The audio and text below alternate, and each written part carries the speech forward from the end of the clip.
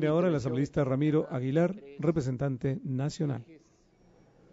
Específicos.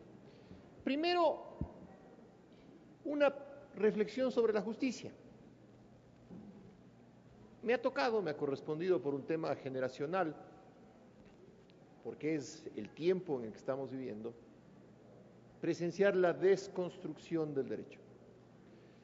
¿Qué debe entenderse o qué se entiende por desconstrucción del derecho? El poner en la ley cualquier cosa. Y poner en la ley cualquier cosa bajo el criterio de que lo que se ponga es un tema que es interesante y nuevo porque la Constitución, cualquiera que ésta sea, es abierta y permite una evolución permanente y constante de la norma jurídica. Bajo ese esquema de desconstrucción del derecho, también se va dando paulatinamente un proceso de desconstrucción de la justicia. ¿Y cómo se evidencia el proceso de desconstrucción de la justicia? Vía formularios, señores asambleístas. De tal forma que cuando usted quiere acceder a la justicia por un caso relativamente sencillo, usted toma un formulario que es impreso en serie, en este caso por el Consejo de la Judicatura, usted llena los espacios y se presenta ante un juez sin la presencia de un abogado para que sea el juez quien, aplicando la norma casi objetivamente, resuelva la cuestión planteada. Y esto me lleva a una reflexión que es bastante significativa. ¿Creen ustedes, o les hago la pregunta, piensan ustedes que en algún momento determinado puede prescindirse, si ahora prescindimos del abogado, mañana del juez? Es decir, puesto un caso objetivo en el programa de un computador, ingresado el formulario, procesando el computador las normas vigentes, la jurisprudencia aplicable, los precedentes, nos dé una solución. Nos dé una solución. Señor A tiene un problema, el señor B tiene estas razones, ingresamos los datos en el computador, cargamos el computador con un software que tenga todas las normas vigentes y toda la jurisprudencia aplicable al caso, y que el computador nos dé las alternativas posibles y que circunscriba las alternativas a las mejores probabilidades y tengamos un fallo automatizado. ¿Les parece eso posible o no? Porque si les parece posible en cierto tipo de casos, entonces ustedes están asistiendo al primer paso vía formularios de la desconstrucción de la justicia. Porque en función de la resolución rápida de una controversia o de la simpleza de la controversia, ustedes están sacrificando algo que es, a mi juicio, indispensable, y es la valoración humana del tema. En algunos países se recurre al sistema de jurados, donde los jurados no son abogados profesionales, son amas de casa, son plomeros, son arquitectos, son aviadores, son exmilitares. Planteados del tema, lo resuelven desde la óptica del sentido común y de la justicia, y el juez se limita a verificar la legalidad de los procedimientos. Aquí está el quid del asunto, señora presidenta, señores miembros de la Asamblea, en la necesidad de verificar la legalidad de los procedimientos, la legalidad de las pretensiones y la legalidad de los documentos. Y si ustedes se limitan al formulario, ¿sí?, a lo mejor no tienen el resultado que planean tener, es decir, la simplificación del trámite, sino la congestión de formularios. Segundo bloque en el que quiero, esto es un tema de reflexión, si no el procedimiento monitorio suena bien, es una cosa que parece interesante, pero no lo descascaremos al punto de convertirlo en una pretensión de formularios.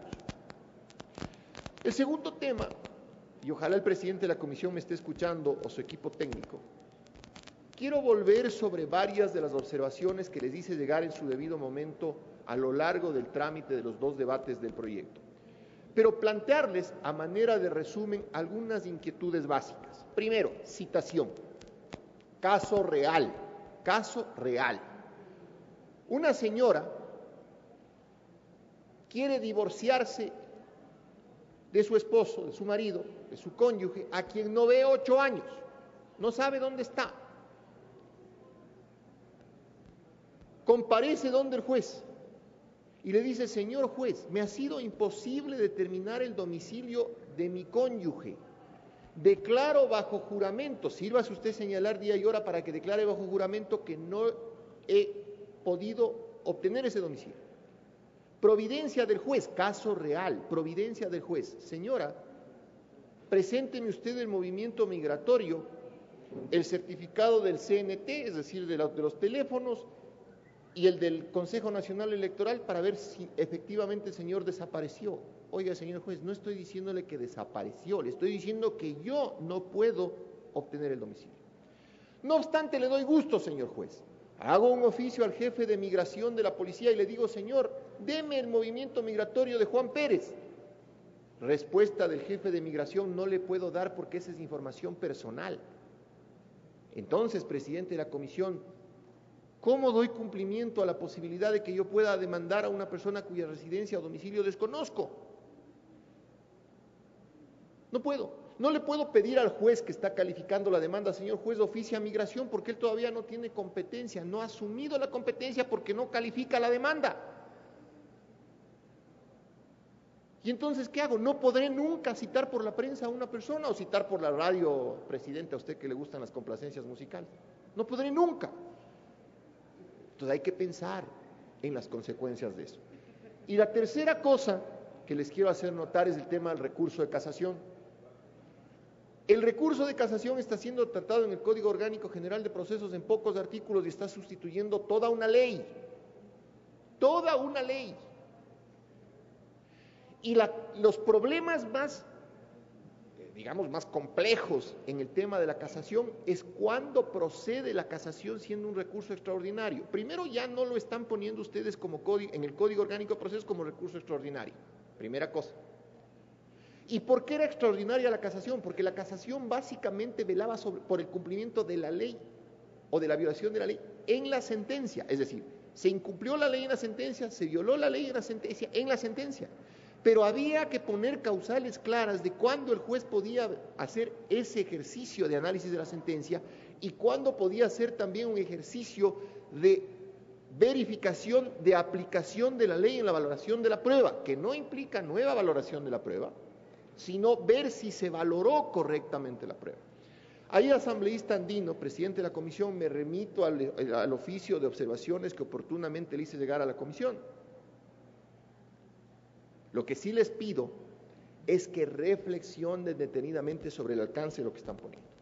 Y los últimos minutos de mi intervención quiero referirme a lo que ha dicho mi colega, el asambleísta Virgilio Hernández. A ver, si el Ecuador se somete a la jurisdicción arbitral extranjera, y lo ha hecho en otros gobiernos y lo ha hecho en este gobierno, si ustedes revisan todos los acuerdos sobre deuda pública con China suscritos por el Ecuador, estamos sometidos al tribunal, a la norma arbitral y a los tribunales de Londres.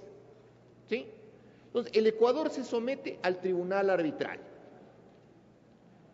Hay un laudo arbitral expedido por un tribunal al que yo me sometí voluntariamente como país.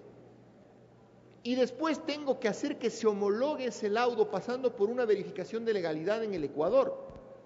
Señores, no va a haber país en el mundo, empresario en el mundo, negocio en el mundo, prestamista en el mundo, que les acepte a ustedes un negocio porque no quieren someterse a los jueces nacionales, porque es una pena decirlo, pero ustedes los controlan, y no quieren someterse. Y ustedes, gracias señora presidenta, y ustedes van a decirle: sí, el Ecuador se somete a un tribunal arbitral, pero ojo, si es que pierdo en el tribunal arbitral, el laudo yo lo someto a la homologación de mis jueces que yo controlo. Van a decir: están locos. O sea, finalmente ustedes ecuatorianos van a decidir que cumplen o no. Señores, piensen bien lo que van a hacer, porque ustedes están haciendo algo que se llama simple y llanamente desconstrucción del derecho y desconstrucción de la justicia. Muchas gracias, señora presidenta. Fueron los puntos de vista expuestos